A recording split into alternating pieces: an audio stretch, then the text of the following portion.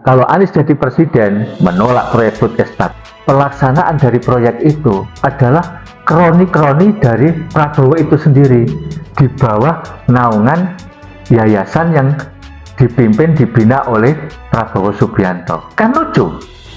Laksanakan food estate. Tapi evaluasi dari Kementerian Pertahanan kan memang ya ada problem, Pak.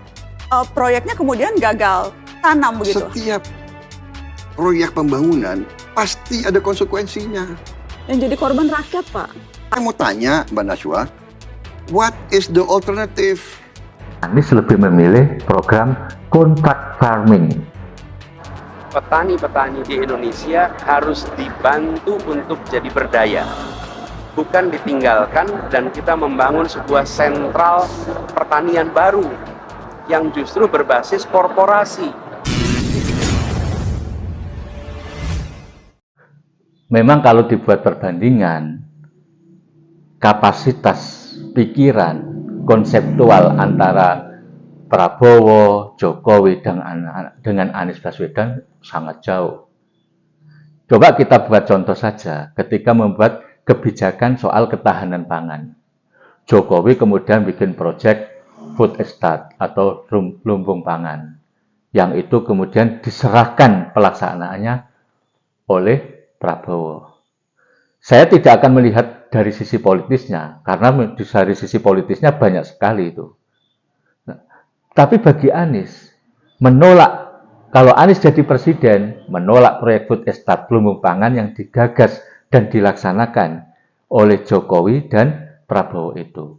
Anies lebih memilih program kontrak farming, kontrak dengan petani. Apa perbedaannya?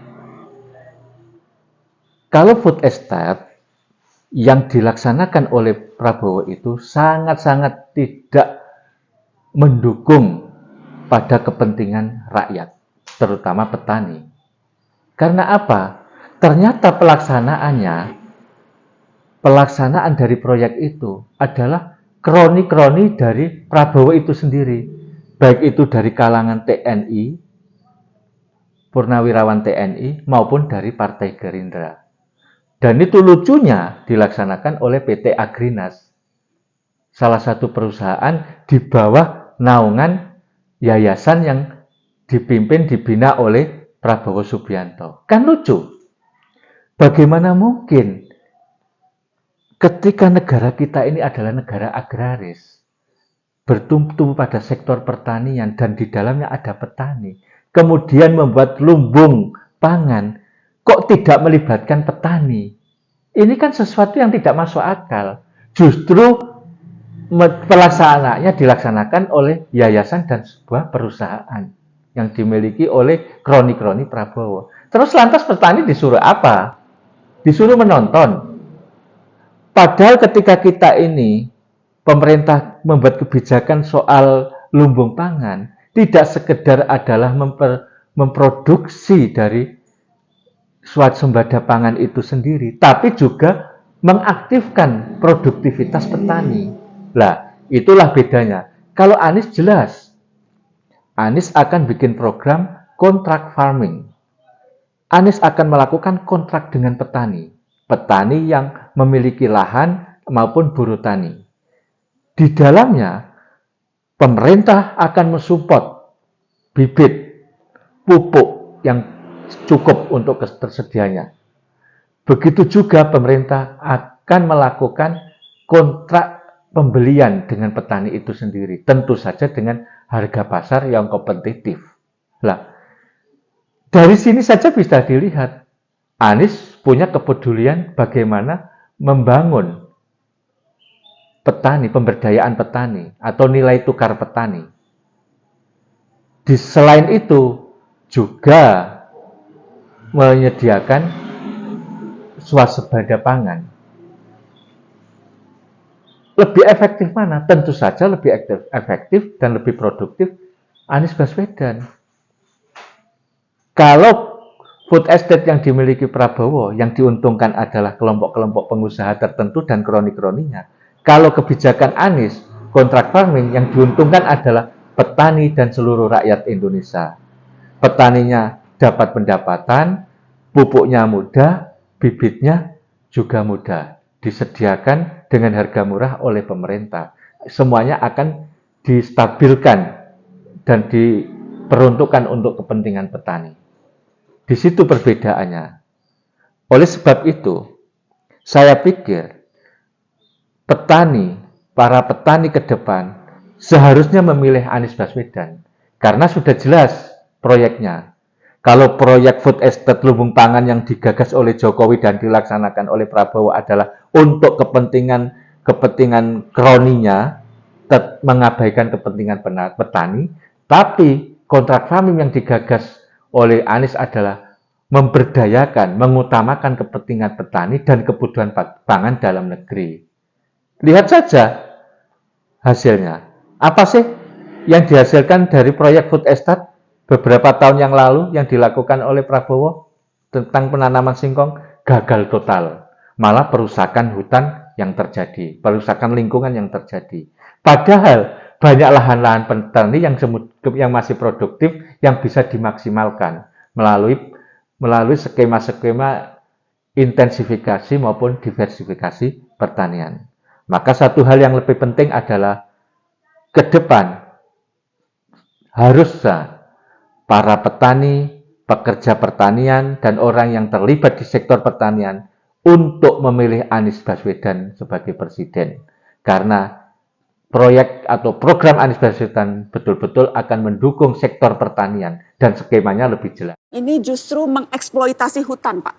Mengancam wilayah adat dan keanekaragaman hayati. Salah satu jalan keluar yang mutlak adalah food estate. Laksanakan food estate. Dalam pelaksanaannya justru memicu deforestasi, justru kemudian banjir, bagaimana kemudian hak-hak warga adat atas tanahnya kemudian juga tercederai. Ada banyak problem, tapi evaluasi dari Kementerian Pertahanan kan memang ya ada problem, Pak. Proyeknya kemudian gagal tanam begitu. Bisa itu sampai 3 bulan lah. Hasil penjualannya itu nggak laku-laku. Saya ada itu iming-iming. Ini putaran sampai 3 tahun. Padahal 1 kali. Ya rugilah kami. Gagal juga. Nggak ada rumput-rumputnya ini. Nggak bisa tumbuh. Tapi tanahnya itu kurang matang. Nggak usah lah berubah-ubah penelitian sama petani. Jadi susah, sengsara kami. Setiap proyek pembangunan pasti ada konsekuensinya. Yang jadi korban rakyat, Pak. Menemukan sebuah perusahaan tanpa rekam jejak yang jelas. Agrinas, yang memegang peran kunci dalam program lumbung pangan Kemhan ini. Agrinas adalah perusahaan swasta, tapi kepemilikannya agak aneh. Karena dimiliki sebuah yayasan amal yang awalnya didirikan untuk membantu anggota TNI mendapatkan pendidikan dan rumah. Siapa yang memimpin yayasan tersebut? Menteri Pertahanan Prabowo Subianto sendiri, dibantu dengan sejumlah perwira. Sementara manajemen Agrinas didominasi oleh politisi Partai Gerindra, partai yang dipimpin Prabowo dan juga lingkaran terdekatnya. Ada konflik kepentingan. Ketika Menteri Pertahanan memiliki kendali atas sebuah perusahaan swasta. Perusahaannya mencoba meraup untung dalam program lumbung pangan yang diawasi oleh Kemhan sendiri. Program lumbung pangan ini barulah permulaan. Nampaknya, militer akan semakin terlibat, hutan habis dibabat, dan pemerintah mungkin bertindak semakin semena-mena. Saya mau tanya, Mbak Najwa, what is the alternative? Wilayah pertanian kita itu tersebar di seluruh wilayah Indonesia. Petani-petani kita sudah melakukan kegiatan pertanian lintas generasi.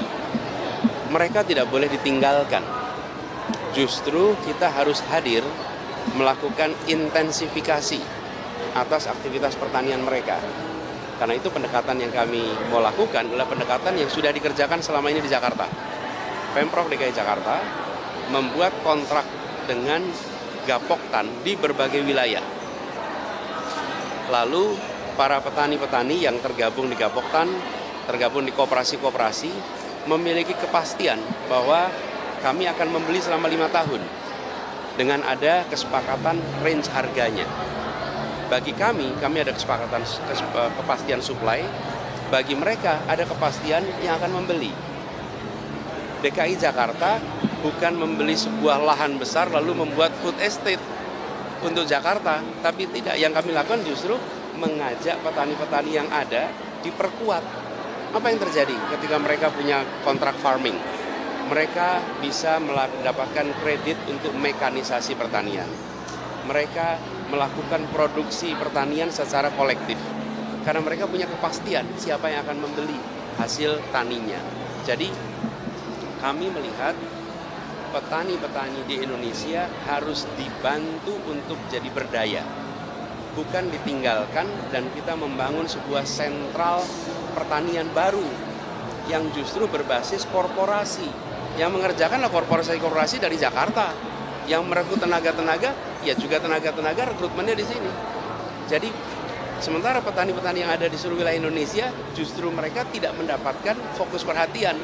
Jadi kami ingin petani-petani di seluruh wilayah Indonesia mendapatkan perhatian, koperasi-koperasi diperkuat, kontrak farming dikerjakan, sehingga mereka punya kepastian pembeli, dan pemerintah membantu untuk pertanian tradisional ini mengalami modernisasi, mengalami efisiensi, sehingga mereka bisa lebih sejahtera.